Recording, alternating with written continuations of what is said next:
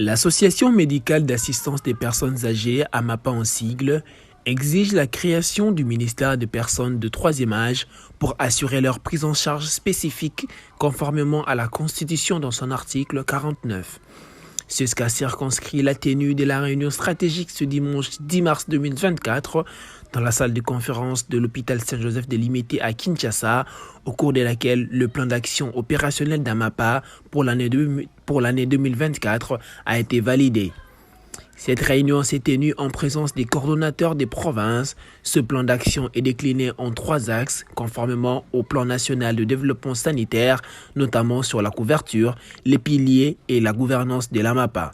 Ou bien le canevas du PAO devait être conçu par la coordination nationale qui aurait dû les mettre au niveau de chaque coordination pour que chaque province puisse avoir en principe son PAO.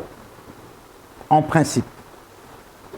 Mais anticipativement, certains des coordonnateurs qui étaient en contact avec moi, notamment des Chopo, je leur ai balancé le canevas.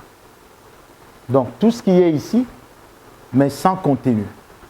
Et je suis en train de les coacher en ligne pour avoir leur PAO. Parce que chaque coordination a ses réalités. Chaque coordination a ses activités. OK? Les questions sur les statuts, les contenus, tout restent les mêmes. Mais les activités, les réalités d'Ituri ne sont pas les mêmes que d'ici. Donc, en d'autres termes, chaque coordination doit avoir son PAO. Alors, ce que moi je vais faire, c'est de vous disponibiliser le canevas qui est ici d'ailleurs, qui n'est pas loin, je l'ai avec moi. Donc, j'avais déjà prévu. Donc, c'est comme si je l'avais su que toi, tu vas poser cette question ou bien quelqu'un d'autre. Je crois avoir le canevas ici. Oh là là là là, voilà. Donc, j'ai un modèle, voilà, le canevas, que je vais mettre à la disposition des différentes coordinations provinciales.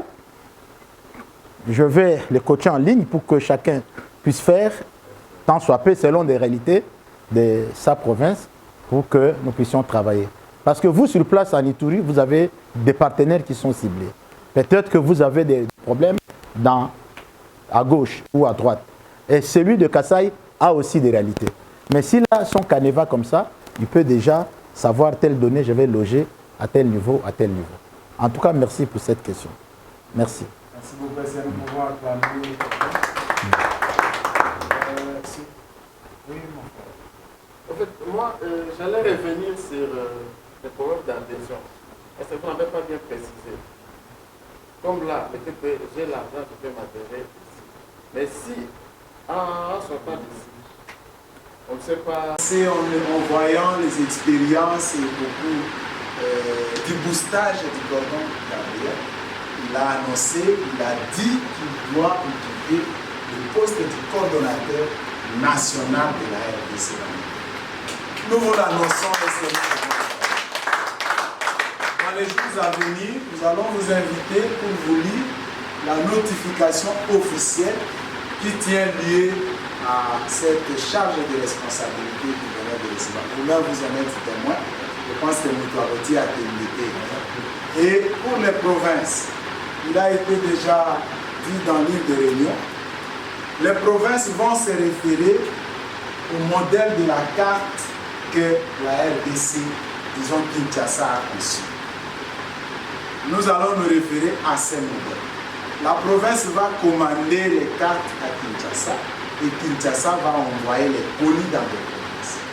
Parce que cette fois-ci, AMAPA va travailler pour que les choses soient vraiment professionnelles. Et ça nous permettra que nous puissions créer une base de données de tous les membres de la RDC. Nous n'accepterons pas encore de désordre. Et soyez-en sûrs que votre coordination, nous l'encourageons de pouvoir continuer à travailler sur le terrain. Et dans les jours à venir, une fois que les possibilités nous seront disponibles, l'équipe de la coordination nationale fera des missions dans des provinces pour installer et coordonner officiellement les différentes coordinations des provinces. Donc voilà un peu ce que nous pouvons éclairer quant à ces Je ne sais pas s'il y a encore d'autres questions. Bonjour. Bonjour. Présentez-vous s'il vous plaît. Je suis M. Lumembo Mbambulungo Gabriel. Je suis le coordonnateur provincial d'Amapa, ville-province de Kinshasa. Alors, de quoi était-il question aujourd'hui? Ok, c'est une réunion qui a réuni les coordonnateurs qui sont venus de province. C'est juste pour la validation du plan d'action opérationnel d'Amapa. Parce que notre ONG, Association médicale d'assistance des personnes en danger, a fonctionné pendant plusieurs années sans un plan d'action. Alors c'était un fonctionnement au pif. Il fallait définir en 2024 ce que nous allons faire pour que nous puissions bien marcher. Alors, en quoi consiste ce plan d'action? Bon, ce plan d'action, il est décliné en 3 axes conformément au plan national de développement sanitaire. Parce que nous sommes une association à vocation socio-médicale, nous devons nous référer au document de politique du secteur de la santé qui est le PNDES. Alors, nous avons d'abord défini les axes qui vont être faits. On a tenu compte d'abord du premier axe sur la couverture. Deuxièmement, nous avons tenu de voler sur les piliers et le troisième sur des aspects qui vont concerner la gouvernance de notre association. Alors, en quelques lignes, qu'est-ce que vous attendez? Qu'est-ce que PA attend pour pouvoir aussi se développer, puisque c'est la 15e année, si je ne m'abuse pas, c'est la 15e année depuis qu'Amapa existe. Qu'est-ce qui manque à Amapa pour se développer? Bon, Amapa a fonctionné d'abord en vase clos, hein, c'est-à-dire qu'il fallait qu'il y ait des animateurs qui ont l'expertise et tout et s'approprier. Deuxièmement, il n'y a pas eu de contact avec le gouvernement. L'Amapa trouve son soubassement juridique, sa fondation, dans la Constitution.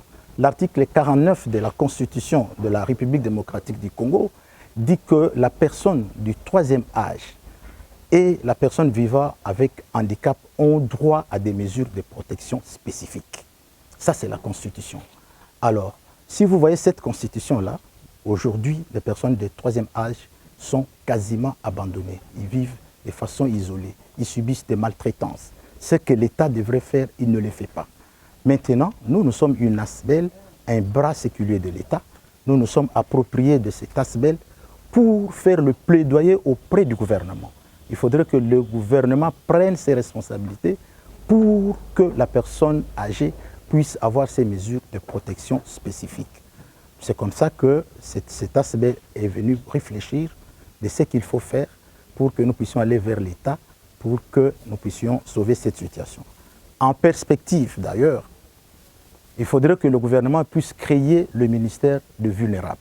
Parce que nous trouvons injuste que dans la Constitution, que le gouvernement dise que la personne de 3e âge a droit à des mesures de protection spécifiques et que cette personne de 3e âge ne soit pas visible sur le terrain. Nous demandons à ce que le gouvernement crée le ministère des personnes vulnérables. Là-dedans, nous avons les personnes de 3e âge et les personnes vivant avec handicap. Alors, dernière question, quel est le lien entre la MAPA et l'hôpital de Saint-Joseph auquel vous avez tenu cette conférence? Merci. Si nous sommes venus à l'hôpital Saint-Joseph, aujourd'hui dans la ville de Kinshasa, c'est le seul hôpital qui a une clinique gériatrique, le seul hôpital. Donc ce service ici qui prend en charge les personnes de 3e âge, on en trouve seulement ici. Et notre ASBEL qui parle de personnes de 3e âge trouve son ancrage du côté médical ici. C'est comme ça que nous sommes venus discuter, échanger, sensibiliser les personnes, les responsables de l'hôpital, qui nous ont écoutés, qui ont accepté à ce que nous puissions tenir notre réunion ici. Et déjà, pour nous, l'hôpital Saint-Joseph est un partenaire.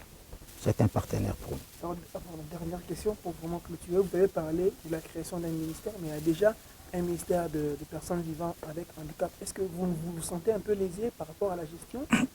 De toute façon, si vous lisez la Constitution, on commence par la personne de 3e âge et la personne vivant donc avec handicap. On ne peut pas sauter la personne de 3e âge, on vient prendre la personne vivant avec handicap. Pour nous, et la personne de 3e âge et la personne vivant avec handicap, ce sont des personnes vulnérables.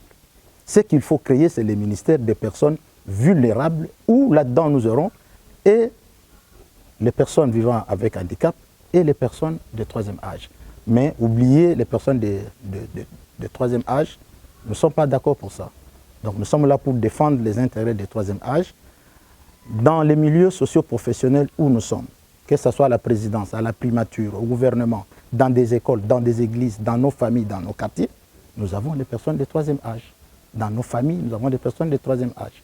Ces gens qui ont servi tant le pays doivent être reconnus aujourd'hui dans leurs droits conformément aux prescrits de la Constitution. Merci beaucoup, monsieur. Je vous remercie.